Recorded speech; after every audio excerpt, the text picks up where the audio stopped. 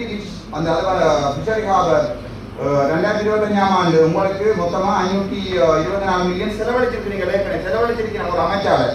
இன்னொரு 200 மில்லியன் இந்த வருடம் செலவழிக்கப்பட்டிருக்கு. ஏன் என்ன பொதுமக்களுக்கு வயலட்டி கொடுக்கிறேன்றா என்னுடைய கேள்வி. வயலட்டி ஹார்பர் என்ன பொதுமக்களுக்கு வழங்குறதுதான் என்னோட கேள்வி. அதை ராஜீவ் அவர்கள் வழங்காம கேட்க நான் ஒன்றும் செய்யலாம். சரி சரி இல்ல இவர் சபையை பிள்ளையாக நடத்தக்கூடாது. நான் சொன்னது இந்த ஒதுக்கப்பட்ட பணத்தில இருந்து 500 மில்லியன் ரூபாயை ஒதுக்கப்பட்டு சொல்லியிருக்கு. அது புரியவானது. அது அப்படி சொல்லி கூடாதே வந்திருக்கு. எனவே அதான் உங்களோட பதில் கேட்டால் அப்படி இல்லைன்னு சொல்லியிருக்கீங்க. எனவே என்னுடைய கோரிக்கை என்றால் மக்களுக்கு அரசாங்கம் வந்து என்னடா ஒரு புத்தகம் அதுல இல்லாத ப்ராஜெக்ட் ஒன்று நீங்க செய்யறீங்கன்னு சொன்னா இந்த மாதிரி எத்தனை ஆயிரமான ஊழல்களை நீங்க செய்யலாம். யோசிச்சு பாருங்க. நான் கேட்டது இந்த ப்ராஜெக்ட்ல 23ஆம் பக்கத்துல இல்லாத 500 மில்லியன் கணக்கு படிக்க கூடாது. நீங்க இருக்கக்கூடிய பதில் சொல்லுங்க. இந்த ப்ராஜெக்ட்ல போடுபடாம 500 மில்லியன் எங்க இருந்து வந்தது? உங்களோட வரவு செலவு திட்டத்திலையும் இல்லையா? இந்த காசு எங்க இருந்து வருது? இந்த வரவு செலவு திட்டத்தில இல்லையா? அப்ப இதே மாதிரியே எல்பிபி அரசாங்கம் தொடர்ந்து மக்களை ஏமாற்றுறதுக்கு உங்களுக்கு 500 மில்லியன் உங்களோட அமைச்சுக்கு நேரடியாக செலவு தந்திருக்கிறாங்கிறத நான் இது கேட்டேன்.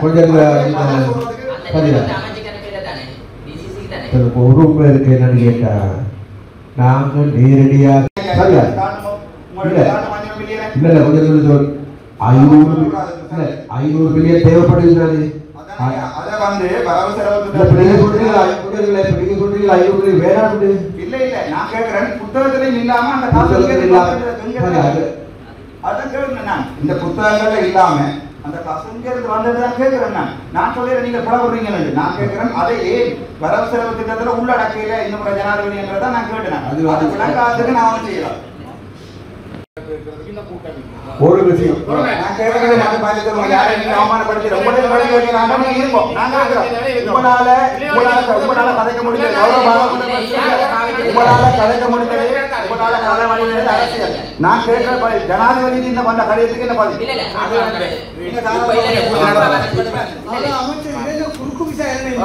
இல்ல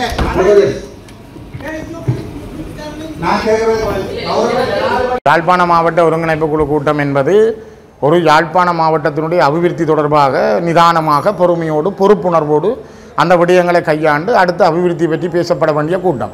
ஆனால் இந்த கூட்டத்தில் வந்தால் அதிகாரிகளை கூட்டி கொண்டு வச்சுட்டு அதிகாரிகள் மீது நடவடிக்கை எடுக்கிறதும் அவர்களை கீழ்த்தரப்படுத்துறதும் அல்லது அவருடைய செயல்பாடுகளை முடக்கிற மாதிரியான மக்கள் மீதிகள் நடந்து கொள்வதை தலைமை கட்டுப்படுத்தவன். தலைவராக இருக்கிறவர் ஒரு கூட்டத்தை கட்டுப்படுத்தி அதுக்குரிய ஒழுங்குமுறையை மேற்கொள்ள வேணும். அதை கட்டுப்படுத்த முடியவில்லை என்றால் இப்படியே தொடர்ந்து இந்த கூட்டங்களில் பங்கு பெற்றதில் இந்த அர்த்தமும் இல்லை. இது ஒரு பிரயோசனம் இல்லாத கூட்டம். அதனால் நான் இடையில் இந்த கூட்டத்தை விட்டு வலிக்கிட்டு இருக்கிறேன். இது ஒரு ஆரோக்கியமான கூட்டமாக அமைய இல்லை. தேர்தல் நெருங்கிற நேரத்தில் மாவட்ட ஒருங்கிணைப்பு கூட்டங்களில் அரசியல் சார்ந்த விஷயங்களை தொடர்ச்சியாக பேச முடியும்.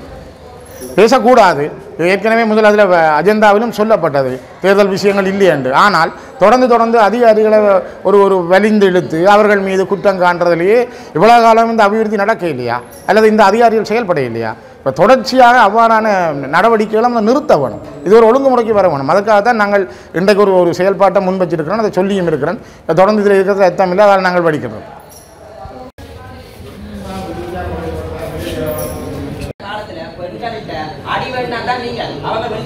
என்னுடைய இளங்குமரன் எம்பி என்றது ஆக்சிடென்ட்க்கு பிறகு மனநோய் நான் சொல்லக்கூடாது வைத்தியரா ஆக்சிடென்ட்க்கு பிறகு இலங்கையில சனத்தொகை 250,000 அதுல வீடியோ வந்துருக்கு. என்னன்னா தனிப்பட்ட வீடியோ ஐயா பாராளுமன்ற அமைச்சர் நான் கேட்கிறது நான் மக்களுடைய பிரச்சனையை கலைக்கவில்லை. என்னுடைய இளங்குமரனுக்கு இதை கலைக்கிறதா இருந்தா நான் மக்களுடைய பிரச்சனையை மட்டும்தான் கலைக்கிறேன். நான் மக்களுடைய பிரச்சனையை கலைக்கிறேன். மக்களுடைய பிரச்சனையை நான் வரம்பு கொடுக்கல அவ்வளவு அது ஊர்ச்சால சொல்றேன். நீங்கள் ஞாபகம் அவங்களுக்கு இது வடக்கு மாநிலத்தில் நான் படிக்கிறேன். உங்களுடைய சேடியை கொண்டே வடக்கு மாநிலத்தில் மையம் நீங்க பாராளுமன்ற கன்சார்ட்ல இருக்கு பாப்பமா. ஆனா நீங்க வடக்கு மாநிலம் இல்ல. என்ன பாராளுமன்றத்தில் கதைக்காம பண்ணிருக்கீங்க லெட்டுனார். அது கூட நீங்க செய்த துரோகம். என்னுடைய 11 இதுல 10 ரிஜெக்ட் பண்ணி இருக்கீங்க. அரசியல் கவர்மெண்ட் கதை மைக் நிப்பாட்டு தான் இருக்கு. கலைப்பம் வேணுமென்று அரசியல் கலைப்பம். நான் கேட்கறது 11 நான் கேட்கறது 19 குடும்பம் இருக்கு. அந்த குடும்பத்தை கூப்பிடலாமா உங்களால? அந்த குடும்பத்தை பத்தி பேசுறது, குடும்பத்தை நியாயத்தை பத்தி கொடுக்கிறது நான் உங்களோட வாரிசாரியா ஜிஏவோட சேர்ந்து பாராளுமன்றத்தை பாருடா. பாராளுமன்றத்தை ஒரு நாள் மீற கிணத்தி பண்றே. நான் தெளிவா சொல்றேன். அந்த நாளை எது பாராளுமன்றத்தை பாக்கணும். அது சம்பந்தமான அந்த டியூட்டி எடுத்து பாருங்க. ஒரு பொம்பளை பிள்ளை ஒரு குழந்தை பிள்ளை அந்த வீடியோ பாக்கணுமா? உங்களுக்கு தங்கச்சி இல்லைன்னா உங்களை பத்தி நாங்க யோசிக்கிறோம். குமரன் என்ன சொன்னீங்களோ என்ன அடுத்த முறை தயவு செய்து ஹெல்மெட் போட்டு கார்ல அனுப்பும் போது போன முறையோட தயவு செய்து ஹெல்மெட் போட்டு கார்ல அனுப்புங்க. ஏன்னா ஒரு அடி ஓடியே இப்படி கேட்கிறாருங்க. நான் நினைக்கிறேன் கவர்மெண்ட் அமைச்சாரு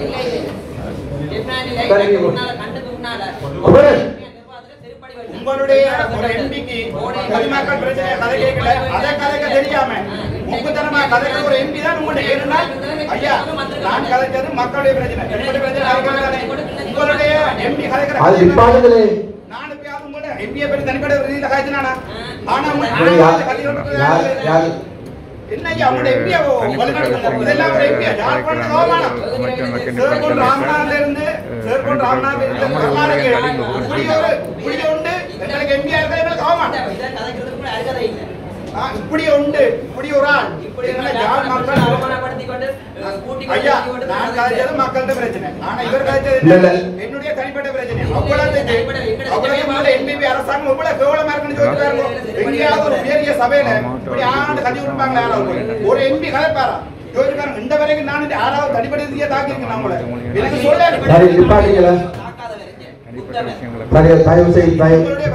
வலது கையே இப்படி செய்யுது. நான் சொல்றேன் சபையில நாங்கள் மக்களின் பார்த்திருக்கிறார்கள். மக்களுடைய தீர்மானம் நாங்கள் அரசியல் கலைக்கிறது வேற, பாராளுமன்றம் வேற, இங்கே கலைக்கிறது வேற. தயவு செய்து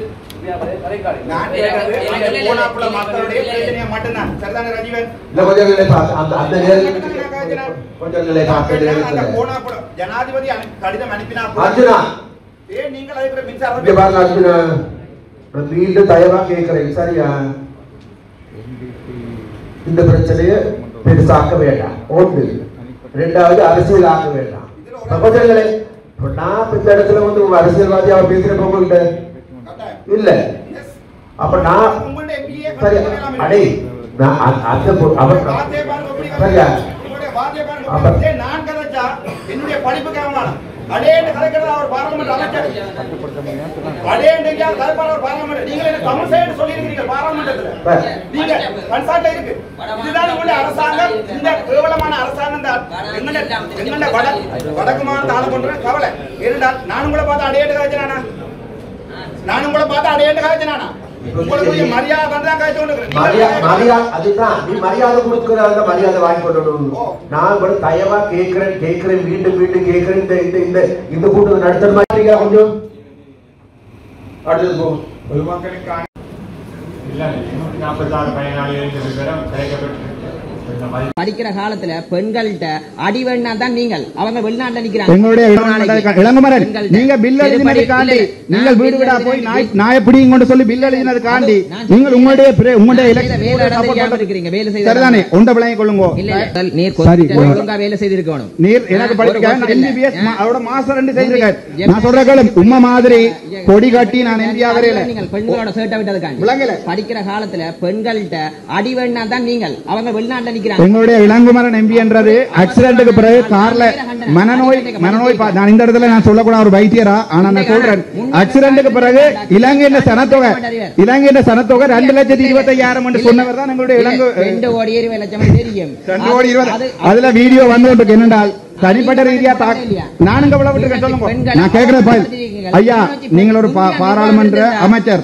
நான் கேட்கிறது பிரச்சனை தான். நான் மக்களுடைய பிரச்சனையை கதை கேட்கல. எங்களுடைய இளங்குமரனுக்கு கதைக்கிறதா இருந்தா நான் மக்களுடைய பிரச்சனையை மட்டும்தான் கதைக்கிறேன். மைக்கடி பாடுங்க அவங்க 2 பேரும்.